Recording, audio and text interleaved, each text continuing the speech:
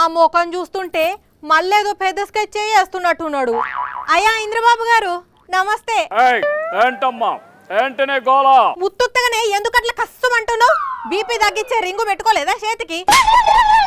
అంటే ఏంటి అంతలా ఆలోచిస్తున్నారా అని. ఆర్టిఫిషియల్ ఇంటెలిజెన్స్ వాడి మన మేధస్సుకు పదన పెట్టి ఒక ప్లాన్ వేశాను.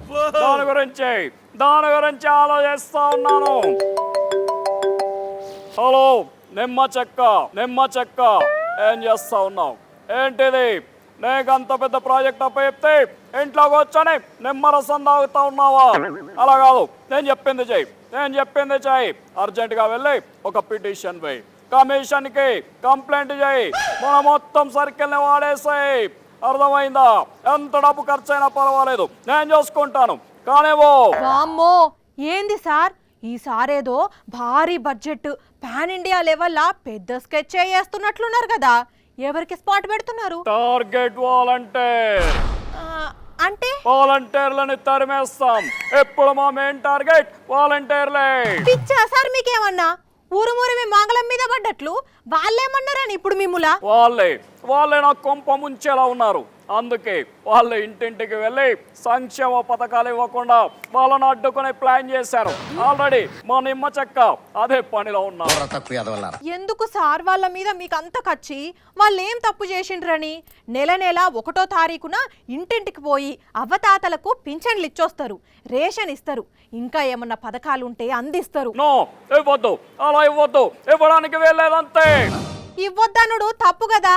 పింఛన్ పైసల కోసం పాపం చాలా మంది అవ్వతాతలు ఆశగా ఎదురు చూస్తుంటారు. ఇప్పుడు మీరు ఇట్లా కాలడ్డం పెడితే వాళ్ళ పరిస్థితి ఏం కావాలి ఆలోచించిండ్లా? వాలంటీర్లు ప్రజల ఇళ్లలోకి వెళ్ళడానికి వీల్లేదు, పెన్షన్లు ఇవ్వడానికి వీల్లేదు, రేషన్ ఇవ్వడానికి వీల్లేదు. That is my sketch, that is my plan. Yes, ఒక్క నిమిషం. హలో నిమ్మ చెక్క, చెప్పు. ఏంటి వాలంటీర్లు పెన్షన్ ఇవ్వకుండా ఆర్డర్స్ వచ్చాయా?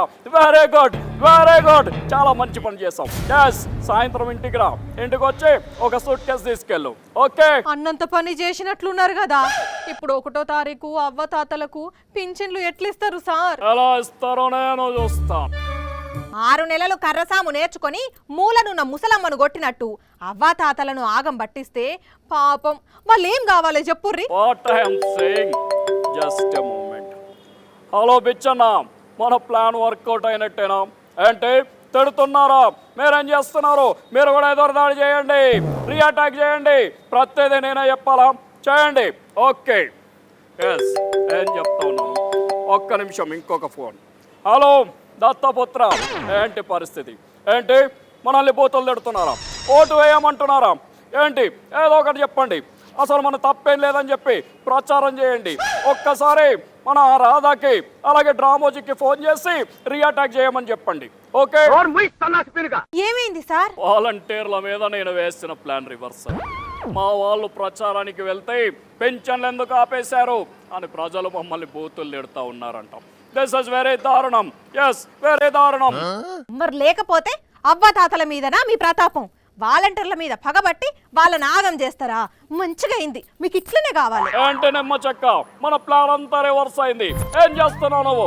ఎప్పుడు ఇంతే, ఒక్క పని సరిగ్గా చేయవు. పెట్టాయి ఫోను, పెట్టాయి. పడుకున్న గుర్రాన్ని లేపి తన్నించుకోవడం అంటే ఇదే. మరి లేకపోతే ఆ అవ్వాతాతలకిచ్చే పింఛన్లు అందకుండా చేసి వాళ్ళని అరిగోస పెడతారా? కొంచెమన్నా ఆర్టిఫిషియల్ ఇంటెలిజెన్స్ వాడాలి కదా. ఏం ఇంటెలిజెన్సో ఏమో వీళ్ళది.